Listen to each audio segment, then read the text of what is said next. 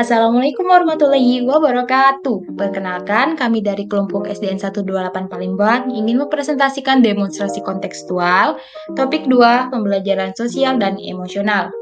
Sebelumnya, izinkan saya memperkenalkan anggota kelompok kami, yakni Ade Ramhawati, Alpirano Parinda, Aprilia Purnamasari, Aulia Zanjabila, Ayu Aulia Zakia Kolfi, dan Nelvi Septia. Pada forum diskusi ini, kita akan membahas 4 soal.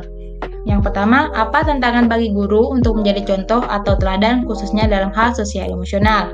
Yang kedua, kasus yang ada berkaitan dengan hal di atas berdasarkan pada pengalaman Anda mengamati proses belajar mengajar yang pernah Anda ikuti. Yang ketiga, bagaimana sekolah bisa mendukung pembelajaran sosial emosional? Apa saja tantangan bagi sekolah? Dan yang terakhir, apakah karakteristik peserta didik bisa mempengaruhi penerapan pembelajaran sosial emosional? Jelaskan bagaimana menghadapi kendala tersebut. Baiklah, kita akan membahas soal yang pertama, yaitu apa tantangan bagi guru untuk menjadi contoh atau teladan khususnya dalam hal sosial emosional? Jawaban kami, dalam hal sosial emosional, tantangan bagi guru dalam menjadi contoh atau teladan bagi siswanya terkait dengan pengendalian aspek sosial emosional. Yang dimana untuk menjadi teladan bagi seseorang atau sekelompok orang, tentu saja kita harus memperbaiki diri kita terlebih dahulu. Maka hal tersebut menjadi tantangan tersendiri karena guru juga manusia biasa yang memiliki emosi yang bisa saja meluap apabila menghadapi suatu permasalahan yang tidak bisa ditanganinya dengan baik. Oleh karena itu, penting bagi seseorang guru untuk memahami dirinya sendiri, memahami bagaimana ia harus berinteraksi dengan orang lain, dan memahami apa yang dibutuhkan oleh peserta didiknya. Selanjutnya soal nomor 2, yaitu kasus yang ada berkaitan dengan hal di atas berdasarkan pada pengalaman Anda mengamati proses belajar mengajar yang pernah Anda ikuti. Jawabannya, kasus yang berkaitan dengan hal di atas berdasarkan pengalaman adalah saat menguasai kondisi kelas. Seperti yang pertama, pada saat pelaksanaan pembelajaran, terutama pada saat melakukan kegiatan kolaborasi, ada beberapa peserta didik yang sulit untuk berkolaborasi bersama temannya. Yang kedua, kurangnya relationship skill pada peserta didik membuat peserta didik sulit melakukan social awareness. Dan yang terakhir, pada proses pembentukan kelompok kolaboratif, seperti beberapa peserta didik menolak untuk satu kelompok jika bukan dengan teman akrabnya. Sehingga beberapa hal di atas membuat kelas menjadi ribut dan tidak terkondisi. Hal ini karena kurangnya self-manajemen dari diri peserta didik yang membuatnya tidak dapat mengontrol emosinya. Maka dari itu, sebagai guru yang menghadapi kondisi seperti ini, tentu harus memiliki kesadaran diri, manajemen diri dengan mengontrol emosi agar dapat mengambil keputusan yang bertanggung jawab dan memberikan sosial kepada peserta didik tersebut.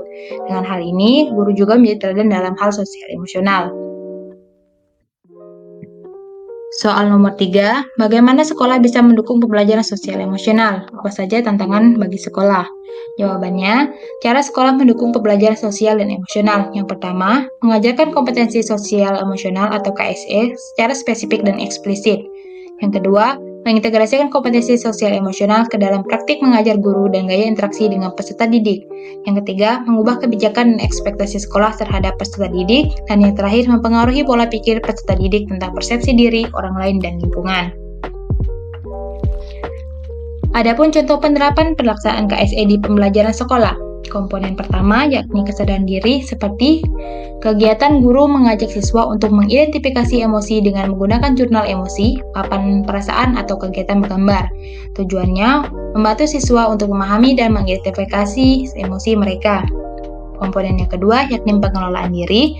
Kegiatan seperti guru mengajarkan strategi relaksasi seperti pernapasan dalam dan meditasi kepada siswa. Tujuannya membantu siswa untuk mengelola emosi mereka dengan cara yang sehat.